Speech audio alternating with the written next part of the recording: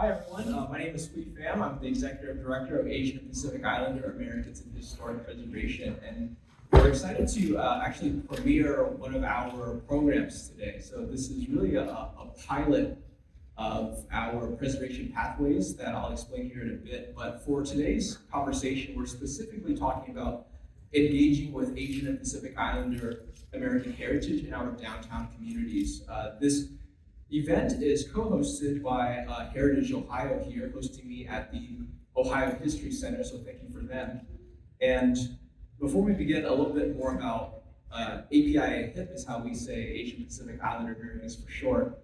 We formed in 2007 by community leaders in response to a disproportionate participation of Asian and Pacific Islander communities in preserving places that matter to them, that matter to us.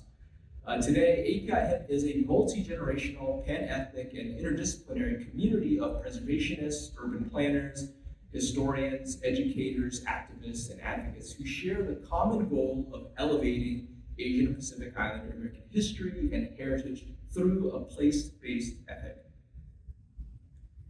And so the event, or the workshop that we're premiering with you all, is Preservation Pathways.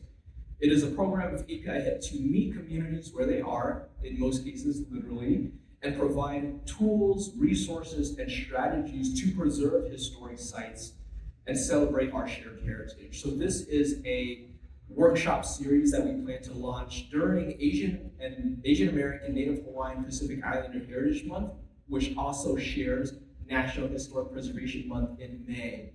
And so Heritage Ohio and the History Center here get a sneak peek of what that might look like, expanded out to our national and U.S. territory kind of practice in historic preservation work.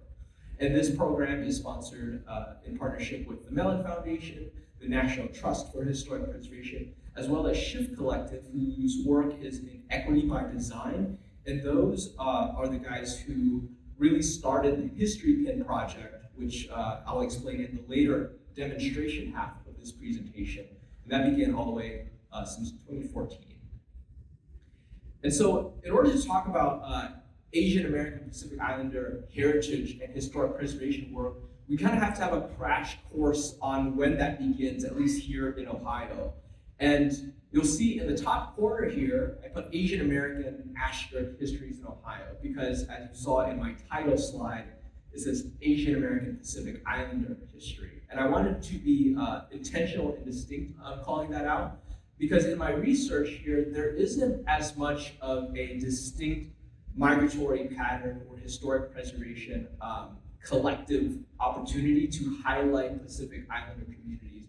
As of today, there is less than 0.1% of Asian Pacific Islander populations in any county in Ohio. And so even though that still represents an estimate of 20,000 Pacific Islander individuals in Ohio, it wasn't enough for me to felt comfortable or felt an expertise in portraying that history today. And so in our work at API HIP, we are always very intentional about our engagement with Asian Americans and Pacific Islander Americans and Native Hawaiians, and however they choose to identify and tell their shared heritage. So just want to be distinct about that.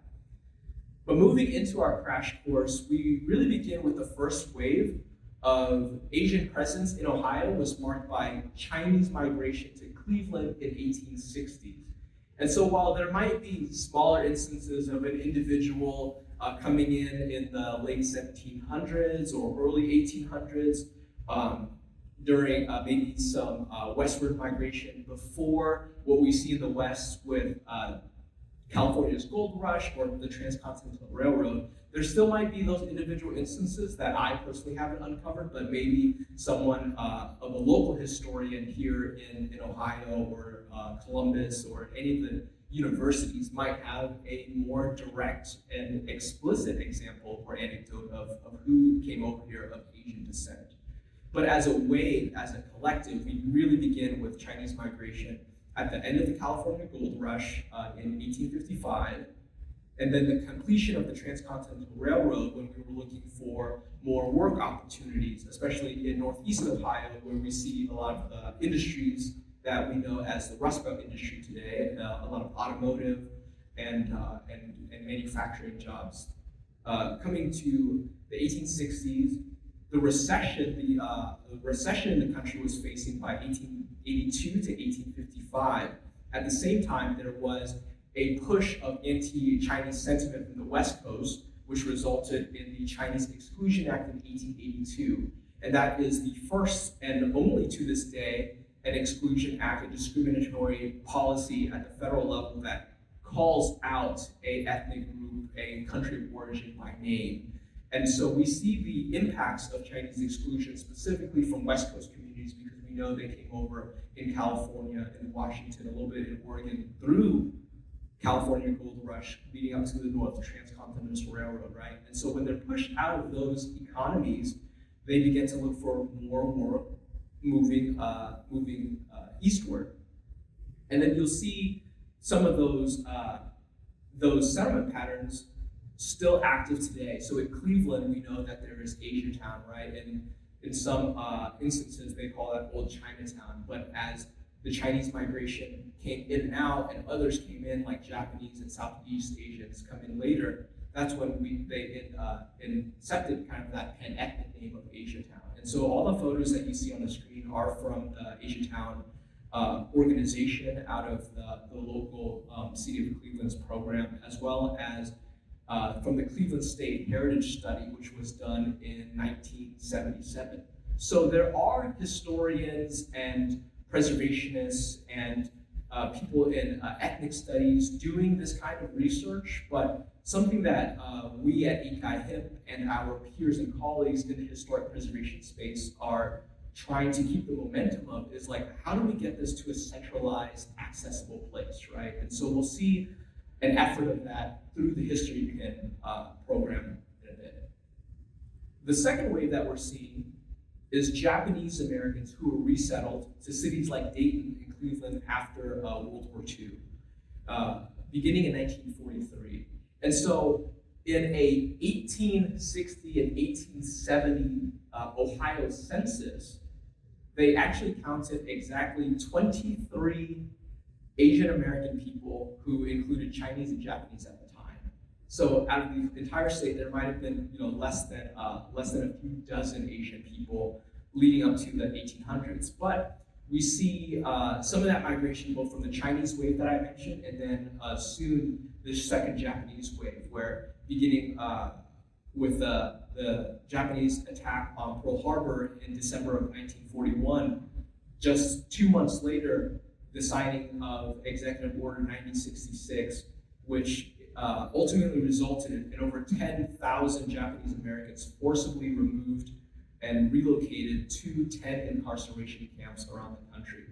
While the closest one to Ohio might have been Jerome in Arkansas, a lot of the migration patterns that we see through War Relocation Authority records and other kinds of census data or business and residential leases and records, we see that a lot of the Japanese Americans that came to Ohio were from Hard Mountain in Wyoming. So that's kind of a distinct history that we see here. So all the photos that you see here are of people who are displaced and relocated to Hart Mountain, being resettled later to Dayton, Ohio, and those were provided from the National Park Service in recognition of Dayton and Montgomery County, and how it's a World War II heritage city, how that connects with the Japanese American heritage from there. And so working with the WRA and local church federations, we see hundreds of individuals with housing and employment from the West Coast of Japanese American descent, settling here between 1943 and 1946. And while many returned to the West Coast after resettlement, a few did stay and establish the Japanese American Citizens League. We have a few chapters here in Ohio. You'll see a lot of Buddhist temples and Japanese Christian fellowships pop up. And you'll see in a map that I put up in a few slides how those concentrations of Japanese Americans specifically are still in those communities today. And then the third wave that we kind of see is of Korean Americans, Southeast Asians like Vietnamese, Thai, Cambodian, Lao, Hmong, as well as South Asian cities come to Cleveland and Columbus closer to the 1950s and the 1980s. And so this isn't prescriptive of ethnic studies or sociology, but maybe what I call, in a broader sense, the third wave. And beginning with Korean immigration to Ohio was in the later half after the Korean War in the 1950s, right? So they came here similarly to some of those urban enclaves, and then slowly trickled out as they either decide to stay in those enclaves and create communities, or kind of do their own thing in different rural counties, especially if they worked in agricultural labor rather than industry or some of the more common commercial practices. The second wave, arguably the biggest wave, where we see Ohio's Asian American population boom to the 300,000 or so that we see today, came from Southeast Asia after the Vietnam War.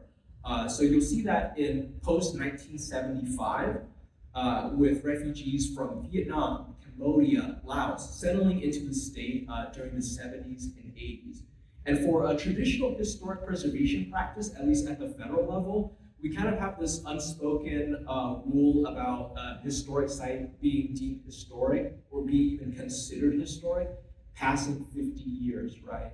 And so I know for API HIP, our strategic plan is to help communities begin thinking about Vietnamese, Cambodian, Lao, Thai places, Hmong places, as even being considered part of our historic preservation landscape as the 50-year anniversary of the fall of Saigon happens next year, right? And so places like Little Saigon in Seattle, in Houston, in the suburbs of LA, like, are we ready to receive those places as historic, or are we still saying, oh, you haven't been here long enough, right? And so that's kind of the progressive stance on historic preservation that Asian Pacific Islander Americans have to take, because we haven't had the traditional access to land and to physical built environment that colonialist Americans have had for centuries.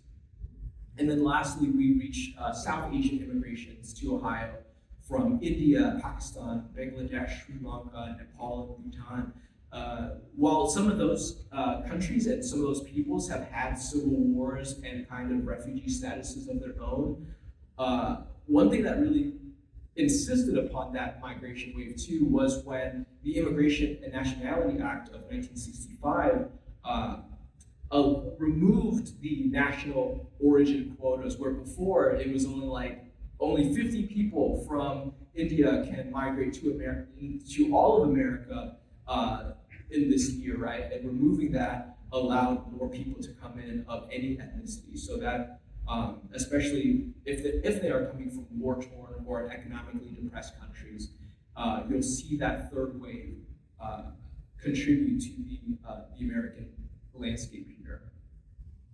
And so, looking at Asian Americans in Ohio today, and maybe the implications as we work in our historic neighborhoods, as we work in our Main Street communities, in our downtown corridors, in our historic rural sites. We know in the state of Ohio, between the 2020 and the 2024 updates and amendments to the census, that there is less than 3% of Ohio makes up an estimated 300,000 Asian, and I'm adding back in here the Pacific Islander Americans that live in the state, which is a significant amount, not by percentage-wise, but by the sheer amount of real people and real communities that we're talking about, right? And so in the next few slides, we're just jumping around to some suburbs and some cities and some townships that have a distinct population of Asian Americans. And so you'll see in Dublin, 1 in 4 people that live in Dublin are of Indian descent. In Pepper Pike, you'll see that that is the most diverse of the Asian American community. So you might not have like specifically a Vietnamese or a Chinese or an Indian, but you'll see the most diverse collection of them. In Oxford, you'll see Chinese residents.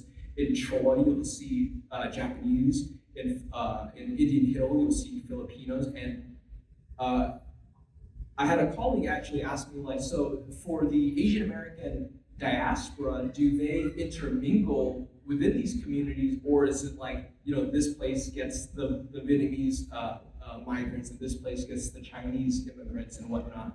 And so the real answer is that it depends on the place, right? For the Japanese that were relocated to Cleveland or Northeast Ohio, in a lot of the historic texts that I was reading, a sentiment among the community was that they wanted to lay low and not to create a community. Whereas for Chinese migrations, that's when we're building up these Chinatowns, because they wanted that community feeling. But for the Japanese, they said, like, no, we do not want to establish a Little Tokyo or a Nihon Machi here, because we just recently been victims of violence and discrimination and mass relocation, right? And so for them, a lot of their community work was maybe more subtle, rather than saying, like, this is our block to build our homes, schools, and whatnot. But you'll see in places like modern-day Columbus, where because we feel so diasporic and scattered, sometimes we have to rebuild that coalition and say, like, hey, like, this could be our international community. And you'll see that in Seattle's Chinatown, where it is the only place in the continental US where Chinese, Japanese, Filipino, Vietnamese, and African Americans congregated in one neighborhood. So that is called Seattle Chinatown International District, for also very intentional naming. So the answer is that it varies on communities and when they come in and under what contexts. Moreover, you'll see Koreans in Shelby, Vietnamese community in Brooklyn. In Cleveland, you'll still see that it's primarily Chinese among the largest of the Asian populations, but also Indian Americans or Southeast Asians. In Akron, you'll see Bhutanese and Nepali, and in Columbus, you'll also see that together, making about 23,000 of those in those modern-day cities. And as a side statistic, as of 2020, there are over 8,000 businesses in Ohio that are operated or owned by someone of Asian descent, and 70% of which are in a combination to food services. So that's going to be a lot of the restaurants and grocery stores and the businesses in between restaurants and grocery stores that facilitate those accommodations towards a culinary economy. And so the reason I put that in this presentation, that's catered to thinking about how we engage with Asian American communities in our historic rural downtowns, is that a lot of times I've seen our people and our culture be relegated specifically to that, right? Where it's like, oh, it's Asian American, Native Hawaiian, Pacific Islander Heritage Month, like, which restaurant should we feature, right? And while there is a meaningful way to engage with that, we don't want to be pigeonholed just to our food culture, right? And so we also have to think about, what are some of the other Asian American businesses, practices, cultural traditions, stories.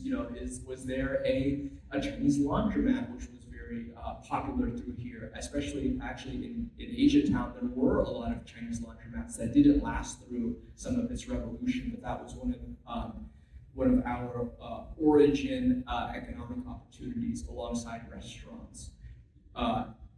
In other places of higher Asian American concentrations, you might see like the first Asian-owned lawyer's office, or the first Asian-owned hotel, or the first Asian-owned dentist. There are other ways to engage in those histories, but at the same time, 70% is significant. We're not ignoring that, but there's more meaningful ways to encourage that participation. And so the themes that we talked about for Asian American settlement in Ohio isn't very different from non-Asian themes, right? So industry and agricultural labor is like, where are there work opportunities? We see that with white Americans, African Americans, and Latino and Mexican Americans, right? Like people are finding work when they are in depressed or Rust Belt cities, right? Like, what's the next industry where I can build a family? The ones that I highlighted are the ones that might be either exclusive or particular to Asian American populations, like Chinese exclusion, Japanese incarceration, and refugee status and asylum seekers from those war-torn countries or economically depressed countries that I mentioned. But West to Midwest resettlement, when we see that today, the trope of the Midwest being overran by Californians, right? Like that's not exclusive to Asian Americans. But also moving back to the West or further east migrations.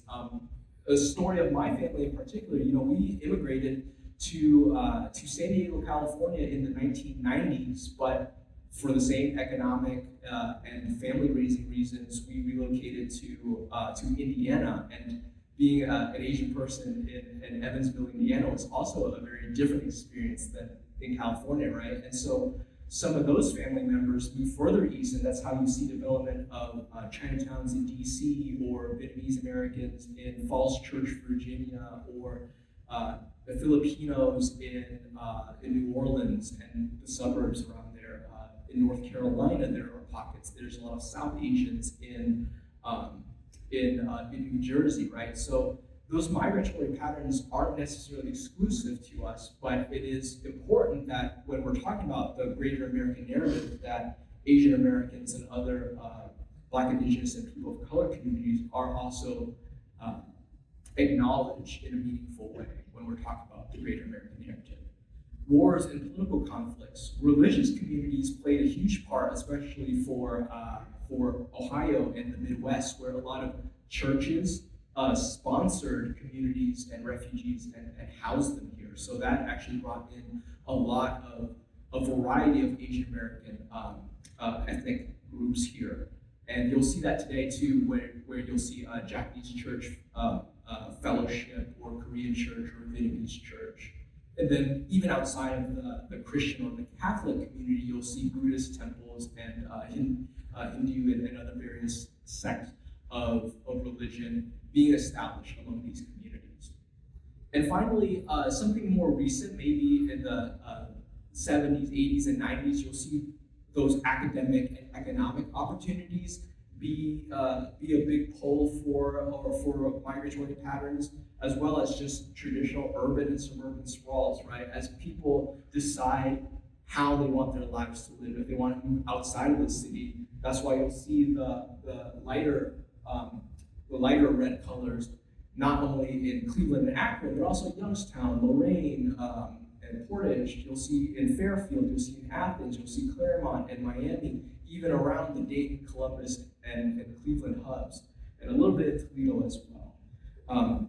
And so this slide is fully to emphasize that Asian American heritage in Ohio is not exclusive to Asian Americans, but also the commonality of people and communities moving together and families moving together. And so applying that to the Main Street approach, hosted here by Heritage Ohio, who runs that statewide program, we think about managing and promoting our Main Street, our rural, downtown, and historic communities in a specific way. And so my job today is to help encourage, emphasize, and insist Asian Pacific Islander contributions, invitations, and participation in these activities, right? So if you're doing organization or outreach, are you going to Asian American community leaders, business owners, advocates, people even historians or academics in those spaces, and making sure that they have a chance to add the representation of their peoples to that work. In design, this one is specifically for the visual aspects of historic preservation in the built environment.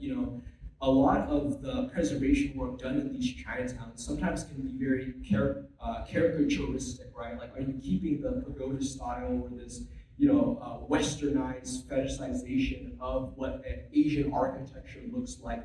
It doesn't necessarily have to be in that actualization, but one thing that we can think about is like, how can we use traditional built environment historic preservation tools with participation from Asian American business owners or community groups like Are we giving them access to the historic tax credit in the same way? Are we giving them encouragement to apply to historic preservation facades? Are we offering the same easement services to these communities? Or are we thinking, oh, they probably don't want anything to do with us, right? Like the insistence of even asking or inviting is an important first step. For economic vitality, as I mentioned earlier, like obviously we play a large part in the food culture, the cuisine, and the restaurants. But what are other ways? Are there invitations to pop-up events or vendor markets or arts and craft opportunities and cultural traditions through that way in a compensated way, right? Not just like, oh, well, we featured you, so that should be enough, right? So thinking about those opportunities with for me, an explicit request and this explicit insistence of Asian American and Pacific Islander when they are present to participate, and obviously that extends to other BIPOC communities and indigenous communities that might be in and around modern day Ohio. And lastly, promotion. How do we highlight APIA heritage with cultural events, heritage tours, targeted marketing to attract visitors and celebrate that distinct diversity, right? And so, in some ways, I'm sure I'm preaching to the choir. There's Asian American festivals here in Cleveland and Columbus, and this is a reminder that Asian American, Native Hawaiian, Pacific Islander Heritage Month is in less than a month away. How are we preparing to invite those communities, and maybe not just for that distinct Heritage Month, but also throughout the rest of our time when we do a legacy business program or a pop-up event or a business highlight? Are we inviting them and recognizing their contributions of decades long of being in a community the same way that we might our favorite ice cream shop or German deli or something like that, right? Like just making sure that that there's open arms to these opportunities. And so that leads me to the demonstration portion of this program. A lot of this work has been philosophized or developed throughout API HIP's existence. And so one of the things that we started 10 years ago actually was called a program called HistoryPin, and it is a digital history program, online platform for anyone to contribute what they know, what they have, and what they want to share about Asian and Pacific Islander historic sites, stories, and shared heritage on an online platform. And so this tool is unique in our historic preservation landscape and resources because there isn't a traditional barrier of historic designation that we might see for, you have a 50-year-old historic restaurant in your town, and how do you even begin approaching them about a local historic landmark designation, right? So like one, you gotta convince the restaurant owners that this is beneficial to them and to the community and to the shared heritage, right?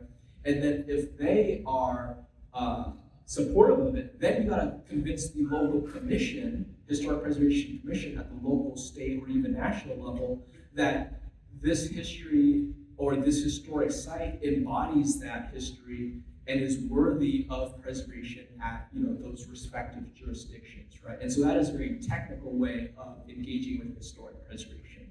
But HistoryPin is a baby step to that and saying like, if you have a story that your father took you to this grocery store every year in your childhood, and it was the only Chinese grocery store within a 100-mile radius, that plays an important story to a potential nomination of why this teeny tiny Asian grocery store bloomed into a full international supermarket to this day, right? And so we have to start kind of that work and that labor and that community involvement early rather than waiting 50 years later to say, hey, do you have old photos of when your parents took you to this place? Because it's not recognized on a city tax document. There's no photos of it. the Google Street View image of it isn't very clear, right? And so it's getting that public involvement at a low barrier to participate in our greater understanding of like what is historic preservation, what are historic sites, what is Asian or Pacific Islander American history, and how can we recognize, celebrate, and engage with it through a place-based or through a cultural resource perspective, right? Because as you know, a lot of API HIP's adjacent work is supporting traditional cultural heritage work like oral histories, museums, academic research. But it is in the built environment that is relatively new or still underserved territory for us. And so that's why our mission continues. And so here are some samplings of what I could find on Google and some local colleagues here on places that could be eligible for a local listing. But even before we think about that nomination status, these are just stories that we want to collect at a very human to human level, right? Like,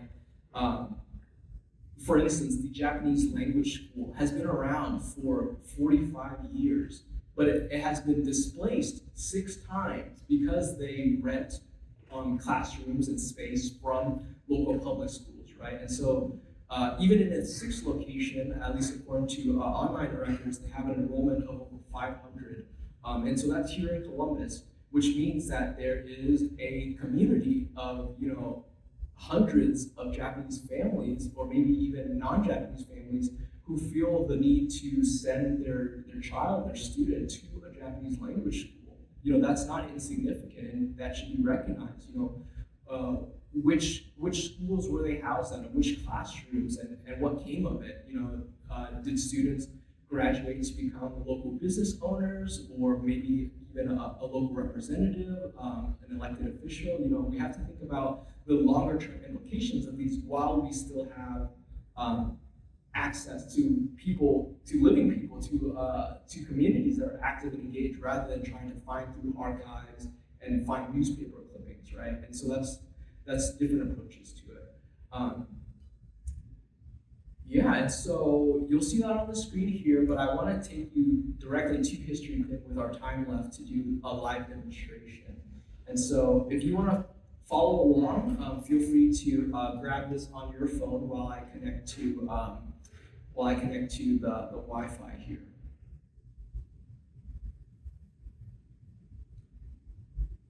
And so before we begin with a very very hands-on technological workshop, we have plenty of time if there are any questions from our intimate crowd here. I'd love to answer those while we get set for the second portion.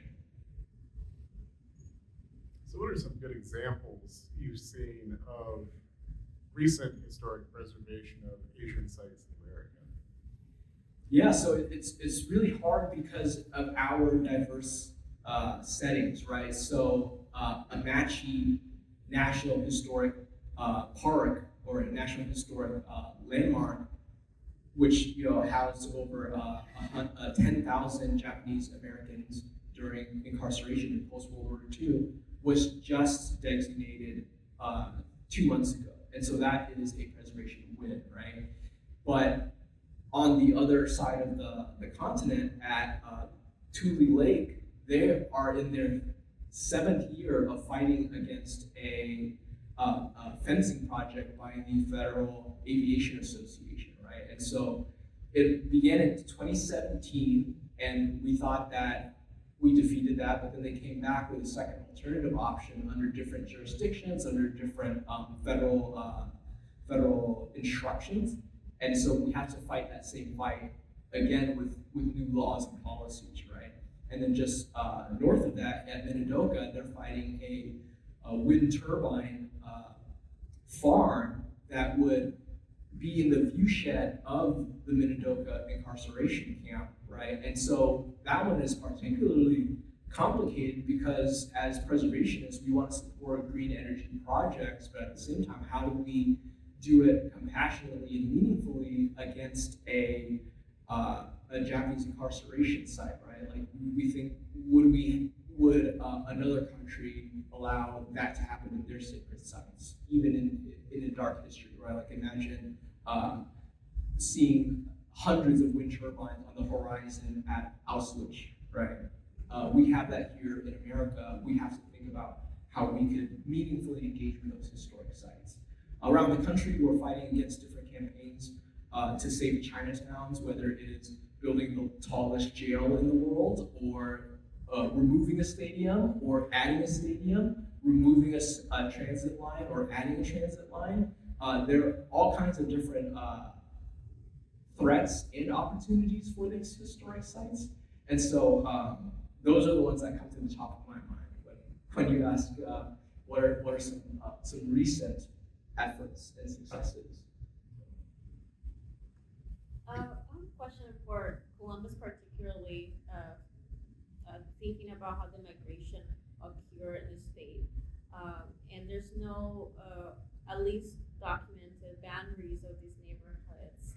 How we can approach from like local preservation organizations like us, how we can approach this and like find out where those communities are and like what is the right approach to start those engagements, is be a participant in like preserving the heritage as well. Yeah, absolutely. And so I have two kinds of answers for that. The first is a very technical, on the nose answer. And what I found, if I had more time to prepare for this, and if the presentation in this series was longer, and maybe this is something that could happen in the future, is I would engage with the local universities, because not only were the local universities a reason for a lot of the settlement of Asian American individuals in the community, or as they grew into communities, they also have their own research and skills and stake in finding their heritage, right? And so I know I was being hosted here in Central Ohio, but Case Western Reserve University, is that right? They have full documentation, or at least to the best of their extent, places of Asian American heritage delineated by Chinese, Japanese, South Asians, and the citations for those in Cleveland. And so, like, if I presented there, I would have harped on a lot more distinct examples. But here in Columbus, OSU and other local colleges, Otterbein, visiting their ethnic studies or their sociology or their public history.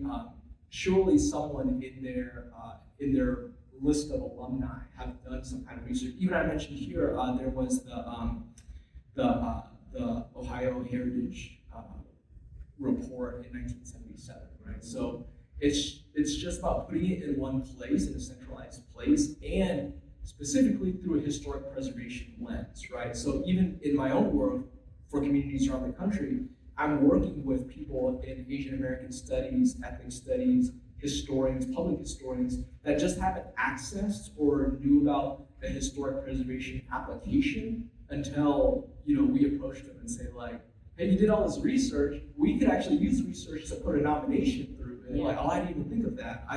I thought I would collect this history and this house would be bulldozed for whatever reason. And at least we have the history, at least we have the oral interview or some clippings or an artifact, but I never even thought that I could save the place.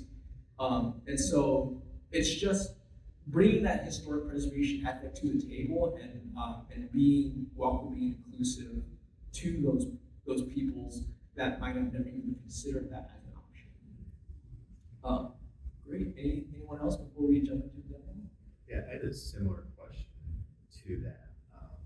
We're up from Cincinnati, Ohio, and much of the Asian Pacific Islander American history hasn't really there hasn't really been detailed research in this history. So a lot of the spaces in Cincinnati no longer exist. There's existing, contemporary buildings over a lot of these, once historic areas. How do, in our position, how do we, because preservation is preserving that, a physical space. In that same way, how do we get that one space just like honored or, shared? Yeah, absolutely, and that could be a whole workshop on its own, so I'll definitely follow up with you on that. But the quick answer is thinking about progressive preservation approaches, right? So like if there's no building there, or maybe there is a new building that has nothing to do with the embodied or buried or lost Asian American history there are different approaches to it, right? Like one is digital recordation, like we're going to talk about today on HistoryPin. But others include a historic marker, which some people might say is an outdated approach, but it is one traditional approach that we've seen preservationists do. And then there's other programming things like putting up a plaque or expressing or celebrating that buried or lost heritage with the new current owners if they are amicable to that, right? And half of the battle, half of the war is introducing the history, getting the current owners or occupants or tenants or community to care about it. And then if you get those two parts together, the rest is easy, right? Because the rest is like, oh, well, I don't have to convince you of the hard part. Now we can just be creative together on honoring this history, whether it is, a hologram type of placard, which I've seen, or just an archive gallery to show what this place used to look like, or a heritage day or something like that, right? And so those are some of those baby steps to that.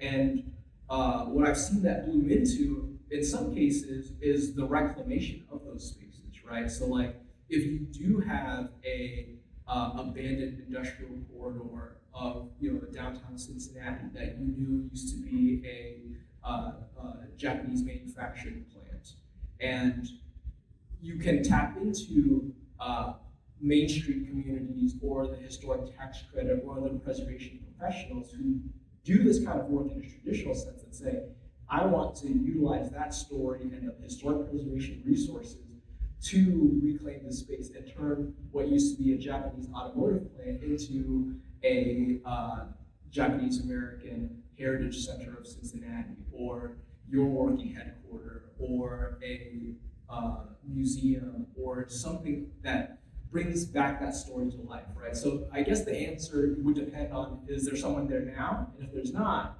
then that kind of struggle and that kind of labor and effort is different than if someone is already there, right? And so I think it involves creativity, but it also involves people that work in the built environment, in development, in revitalization, in architecture, in historic preservation, to be welcoming and inclusive when you approach them, rather than say like, oh, this is new territory to me, I don't know how to do it, right?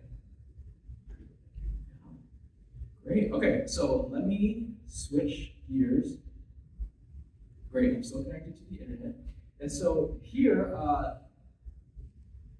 our homepage leads from our own website at Eastside Main Street, our HistoryPin project. It gives you the full history of the project, which began in 2014, who the partners were, and what were some of the outcomes. But now we're approaching a phase 2 of the project, where we're inviting even more communities to participate, and that's what a little bit of the preservation pathways workshops throughout the country will be able to access.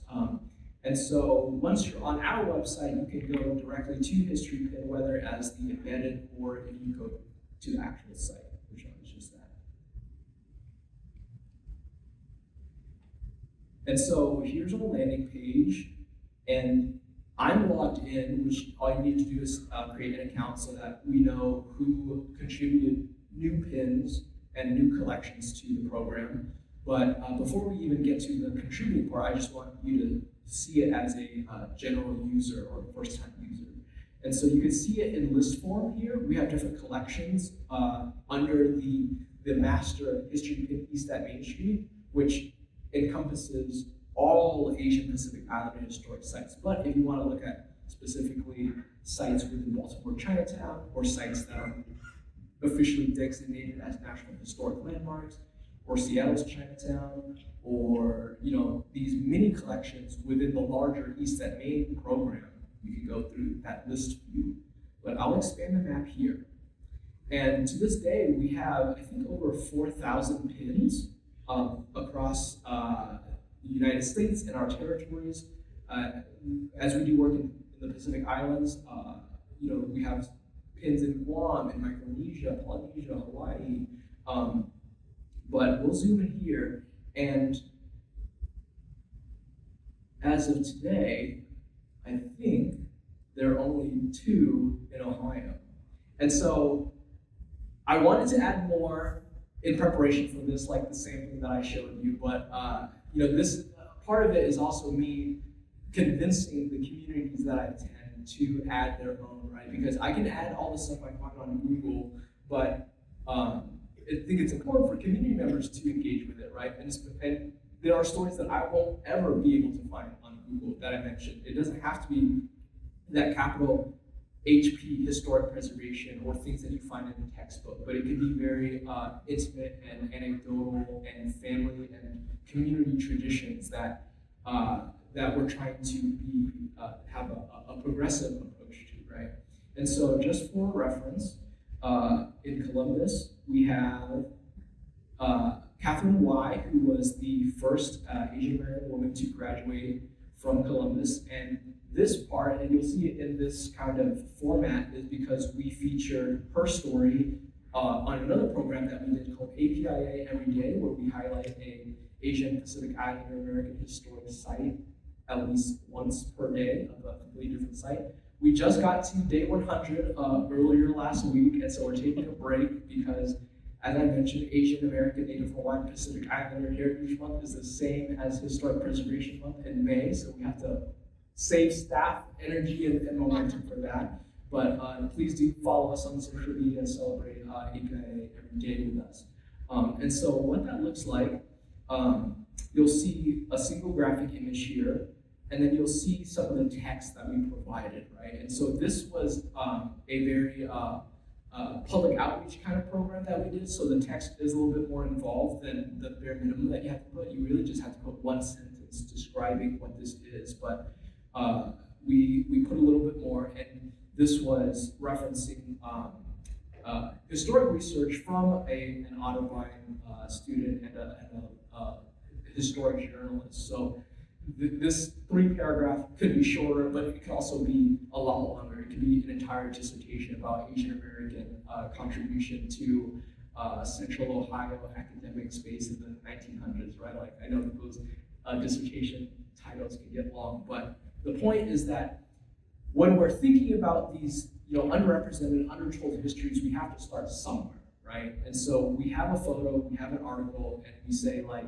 if someone wants to do more research on here, this is one space to do this, whether this results in a nomination to a local, state, national register, or something much larger, or not much larger, something different, like a dissertation or a history museum, gallery exhibit or something, right? So different ways to think about that. And then we'll close, let's go to the next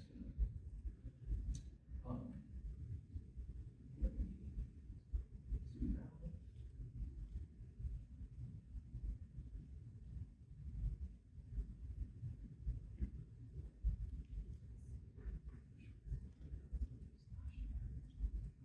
And the other one we have,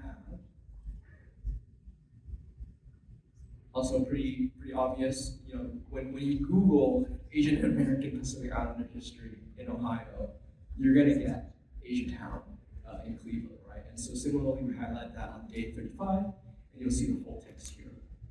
But let's say you guys are ready to post something of your own, and I know within your own communities, you're already thinking like, oh, we could pin this place or that place. So I'm excited to see that follow. So when you're at the homepage on East at Main Street and you're logged in to your own account, which you can do by email or Google or even Facebook, then you'll see some of these pop up. And so you'll pin something. And so because I've prepared for this live demonstration, each pin allows you to load one media file. And so if you have multiple media files, you want to have multiple pins with its own metadata or descriptions for each one, right? And so I'll go to my demo folder. And how many of you know CAM's International Market or Columbus Asian Market is the full name, right? You guys know it, right? And so I did some research. Oops, let me pull up that page. I did some research, and even in the two articles that highlighted Mr. Yang's legacy of running this international market in Central Ohio, they still didn't kind of get it right. And so using my own little bit of historic preservation training, I was able to come up with this conclusion, was that he migrated here in the late 80s, like 89 or 1990, but didn't start his store until 1997 in an 8,000 square foot Bethel store. But then he moved in the same plaza into a bigger store 13 years later, about 13 years later in 2010. And then he moved again recently in 2018. But a lot of articles didn't distinguish between his first store and his second store. So when you're looking up images of it, you'll see that there are two stores, or two looking stores.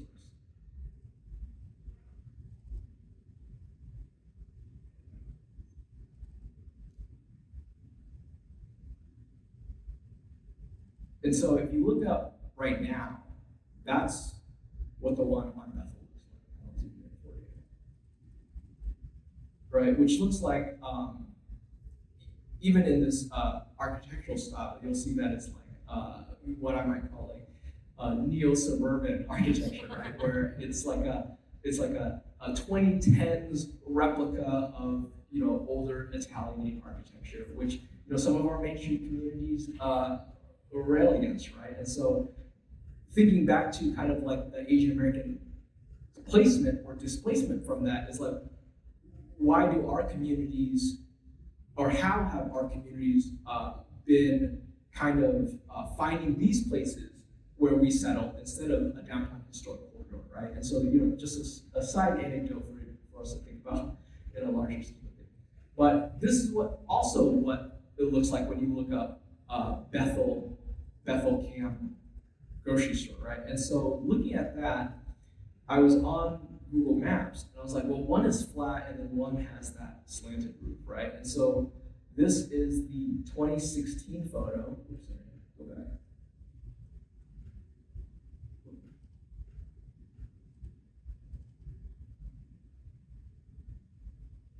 This is the 2016 photo with the flat, right? But then you go to the 2007 photo, and it's not even there because it is back here where the slanted tenant shops are. And so if we were to do maybe lazier academic research or historic preservation work, we might think that he's been at this store, he's been at the flat 20,000 foot store for over 20 years, but that's not the case, right? So trying to capture that story of 3 different locations in his Columbus establishment of these grocery stores, we see the growth from 8,000 to 20,000 to 30,000, right? It's not a jump from 8,000 to 30,000, and it's not a jump from 20,000 to 30,000. It's these 3, at this time, 3 decades old story of how he migrated as a small business owner, right? At the same time, establishing Cleveland in 2022, or Cincinnati in 2022, and Cleveland in 2005. And so now you guys got my crash course of that academic research. I'm going to upload one of them. And I'm going to upload the first story. And I will say, International Market, first location. And I can drag some of the text that I prepared. But it doesn't have to be this prescriptive. Like I am doing it at an intermediate level historian approach, but like I mentioned, this is for any community member to say that I remember going to this grocery store, driving 30 minutes away because there were no other grocery stores that supplied my family with the groceries that we needed, or even beyond grocery stores, like this was the only place that had Japanese or Asian American heritage in town. So I would go there during Lunar New Year, and he would give out free stuff in goodie bags, or things, different anecdotes like that are often what I hear pop up when we try to think about Asian American contributions to the greater American historic landscape, right? And so there's no criterion here, right? Is what I'm trying to get at. The license part, that's just trying to protect everyone of their rights. If you're using a photo from a copyrighted photographer or from most universities are free copyright, so that's not a big deal. So mostly you're going to stick to copyrights on reserve or public domain. And so this one I'll put on public domain because this photo is from Yelp. And it's the only one of few clear photos of the 2007 store, right? And so once again, this is a very communal, low barrier approach to this, because if you try to submit this to a national historic record, they might say like, well, we need like the perfect straight on high definition photo, right? But that doesn't make his legacy and his contributions to the Asian American community of Central Ohio any less significant, right? Just because he didn't at the time take a high quality photo of his three grocery stores that were the only ones in town for a large group of people, right? And so we know this photo was taken in 2007 on Yelp, so I'll put that. And this part's really cool too, is that you can actually pinpoint exactly where it is. So let me see if I can get the right one.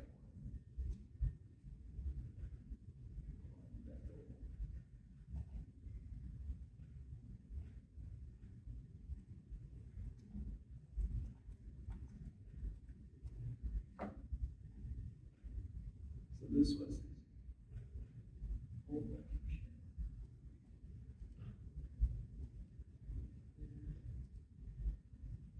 And if you have a photo of the actual site, you can paste it in a way where it shows this superimposed on the current Google Street View, and then you can toggle the transparency to see what it used to look like. And for the sake of time, I won't do that today, but or maybe I can. Let's see if I can do it quickly. Okay, not yet. Because you have to put it on exact Google Street View point. And this check mark will pop up, but we'll skip that for today. And so then we go here to East End, so it's always there. And we're going to say, and hopefully this one goes through because I don't want a spotty internet connection right now. And now Ohio has its third pin for Asian American heritage. And so you can add more materials. Like I mentioned, for this one, there would be 3 other photos that I would put up of each of the new locations. And if there was a interview with him, like an oral history or a video from, I know the demo that I'm doing later has a 30-minute interview from a local news station for Wings Restaurant with the current owners. We can upload or link that interview to here because it's supposed to be multimedia. It's supposed to bring photos, videos, audio clips to a location-based pin, and that is the first step to thinking about historic preservation work, right? And so this isn't to say that Cam's first grocery store would be on the National Register of Historic Places, but it is one effort of recognizing Asian American contributions to Central Ohio, right? And what does that bloom into? Will that become an Asia town? Will that become a Chinatown or Nihonmachi? Will that become you know, a Chinese or Japanese or Vietnamese, Filipino version of German village here in Columbus, right? It has to start somewhere, and I'm glad to be here to convince you of all that today. So thank you for having me.